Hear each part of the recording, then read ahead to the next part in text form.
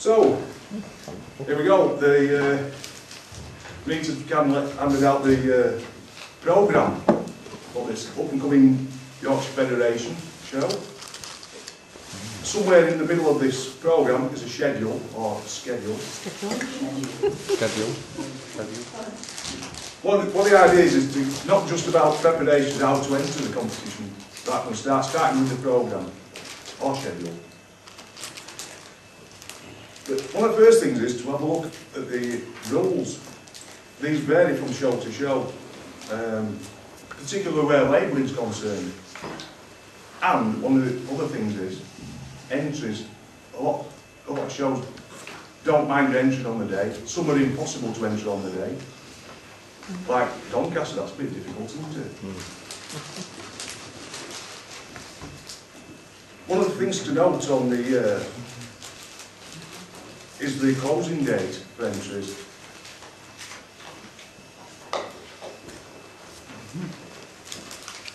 In this case, it's Monday the 18th of May.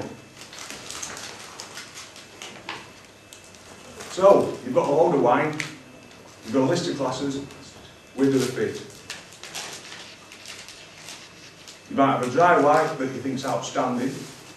In the case of the Yorkshire Fed show, you might fit in 4 or 5 different classes. If you're a young person, you can get into the, what do we call it? Novice classes. I'm barred from the novice. Mark, you can enter the novice classes.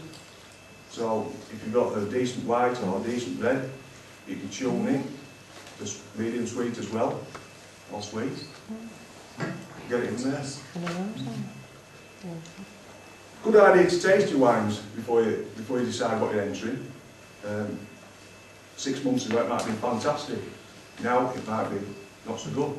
6 months ago it might have been not so good. Now it might be fantastic. If you're not sure, get somebody else to taste it for you. Bring it down circle. So you decided what you're going to enter into what classes. Fill in your entry form, you close the relevant payment, take a note of does it want stamp address envelope, etc., etc. Bob, Kel. And then a few days later you'll receive your labels, or a week or so. In the meantime, you've decided what you're entering, get on with bottle preparation. You can start before you receive your labels.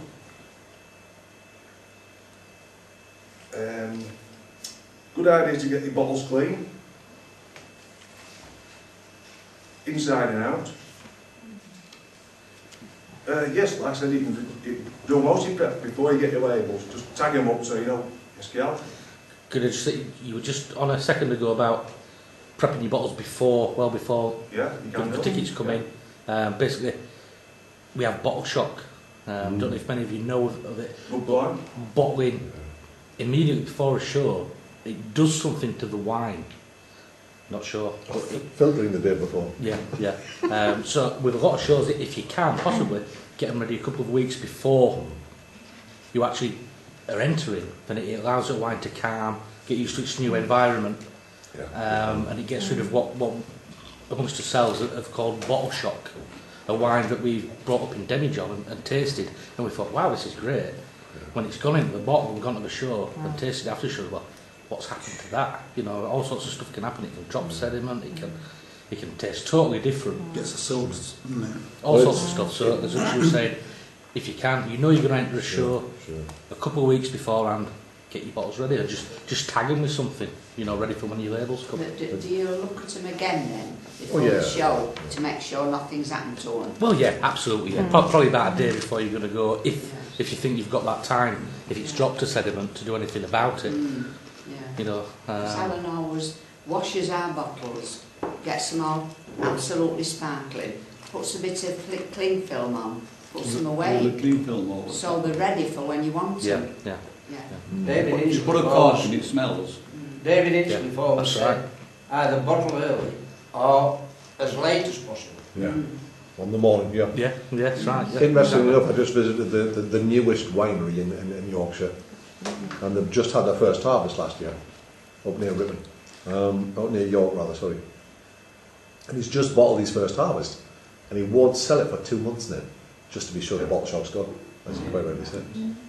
Or bottle it as late as possible, don't give it a chance with the shop. Yeah, Correct. Yeah, yeah. Yep. Okay. So you've got all your bottles ready with tags on.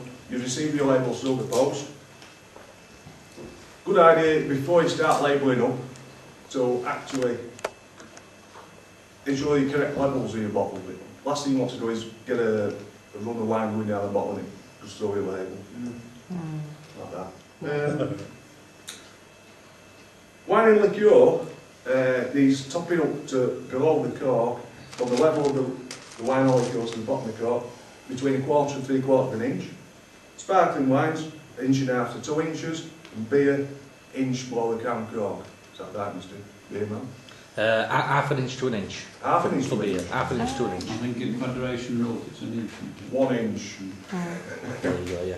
It's the different difference different between the federations shops. and Yeah. do have different guidelines on that. Yep. Yeah. So you've got them clean, you've got them topped up, you've got the correct corks, by the way, which are the white flange type.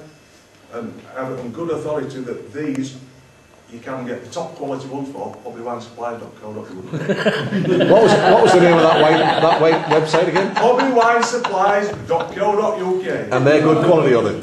Oh yes, the top, you told me. Splendid.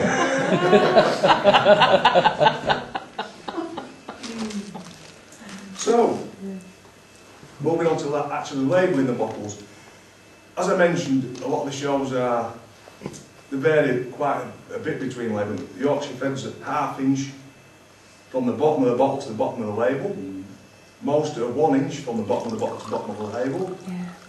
And some are different. Now Chesterfield, 5 inches from the bottom of the bottle to the bottom of the label. The top of the bottle then. And it's also quite a long wrap round label. It almost touches the seams.